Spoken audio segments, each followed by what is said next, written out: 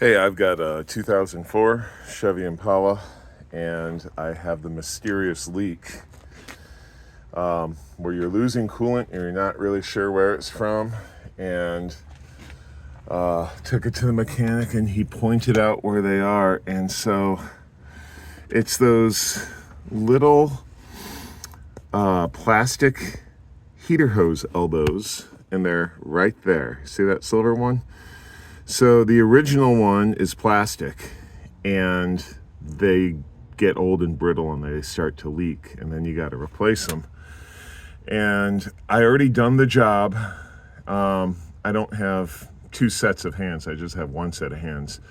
So I really couldn't videotape the whole replacement procedure, but I will show you or explain to you how it's done, because this is really going to help out some people who are trying to do this job, and there's no real good videos on YouTube. So we're going to fly through this pretty quick, and I'm going to explain this to you.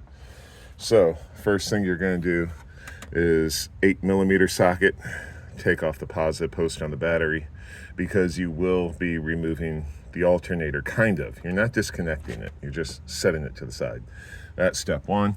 Step two, there's a 10mm bolt. There's two of them. I lost one. But anyway, so you're going to set him off to the side. I like to put everything up here so I don't lose it. That's what I didn't do the last time, and I lost this one. It's down in the engine.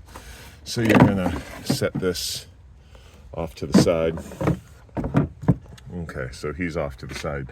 Then you're going to take a 15mm socket, and this is your belt tensioner right there. And you're gonna, what is it? Okay, yeah, you're gonna do this move. You're gonna push as hard as you can, and it's gonna loosen up this belt, so where you can take the belt off the top of, off the top of the pulley here on the alternator. And then once that's done, there's 3 bolts. There's this bolt, there's this one back here. This is a 15, and you might need a deep socket for him. Then there's a 10 back here, and then there's a 15 up here. And so you can set those bolts up here, and then your alternator, once you have, and then this one. Is there another one? Oh yeah, there's a 15 back there, right here. So there's 1, 2, 3 big bolts holding in your alternator, but you gotta take off this bracket too. Anyway, you're gonna take this sucker off your alternator, and you're just gonna set it back here, so it's out of your way. So now you got your belt. Now before you remove your belt, take a look at it and draw yourself a little diagram.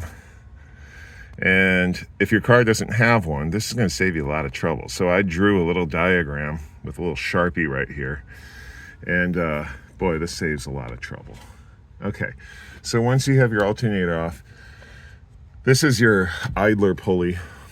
And then this is the big bracket that holds the idler pulley. And there's 3 bolts. Those are 15mm as well. And they're buried under there, but you don't need a video to find them. They're down in here. You'll see them once the alternator's off, out of the way. So you're going to take those off. These are your 2 heater hoses. This is send and return, and these things are connected to the manifold that you are removing, and this is part of the manifold. So this pulley, this tension pulley, is connected to this big piece of metal, and it's kind of like, I don't know, a manifold that these wires connect in, or these hoses. And then you'll see this one's visible, this elbow, and it comes out of the manifold. It makes a right-hand turn. It goes into the engine block, and that's, I don't know, either the sender, the return. And then there's another one further down, but you can't see it. And what you got to do is, the hard part is, you got to wiggle this manifold in this direction. And don't worry about those plastic elbows, because they're going to be broken. And so don't worry about them breaking or whatever, but you're going to have to fish out a whole lot of broken plastic out of the engine block and out of this manifold. And once you get them out, I don't have the parts, but you know, you could kind of go to an auto parts store and they'll sell them to you. You'll know what they look like. Make sure you get the aluminum ones. Don't get the plastic ones. Clean it out really good. Now the trick here is you gotta lubricate these things. Now here's what I used. And my mechanic told me to use this to lubricate. It's a Permatech gasket maker. So it took forever to get all those broken pieces of plastic and the O-rings out of the housing. And it helps if you have a pick tool. It looks like a screwdriver, but it's hooked at the end, because you've got to stick it in the holes that go in this housing, and you got to pick out all the broken pieces of plastic. Now, if you have a hacksaw blade, you can gently get your hacksaw blade and go into those holes, and you can slice the plastic that's stuck in there. But don't go all the way through, because if you damage the housing and make a cut in the housing, the thing's going to leak. So just go most of the way through and do that in a couple spots, and that broken plastic will come out. So now you're ready to reassemble. Make sure everything's clean and dry. If you got a wire brush or some sandpaper or whatever, get it clean and dry.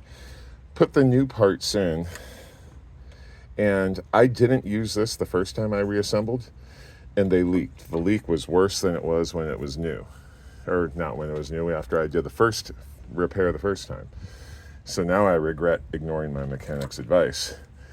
So if you use Google, use AI, they say don't use this. This is going to corrode the O-rings. Well, guess what?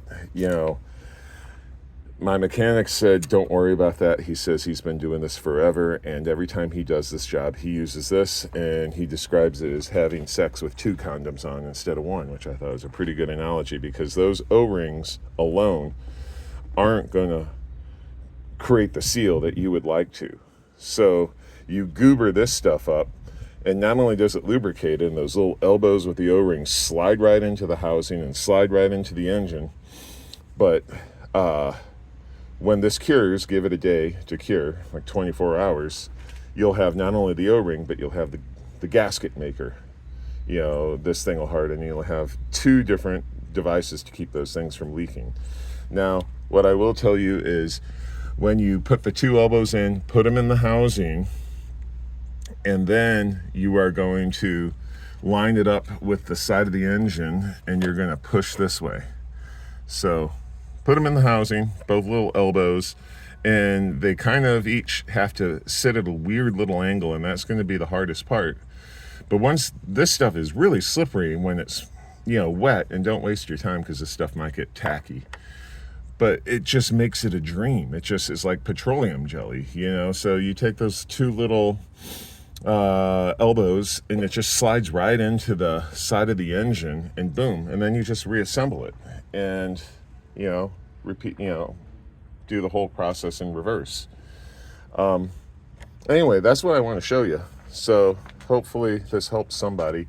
Yeah, I'm sorry that I didn't do the job, you know, with the camera rolling, you know, but for those of you looking for some tips, this is going to get it done for you.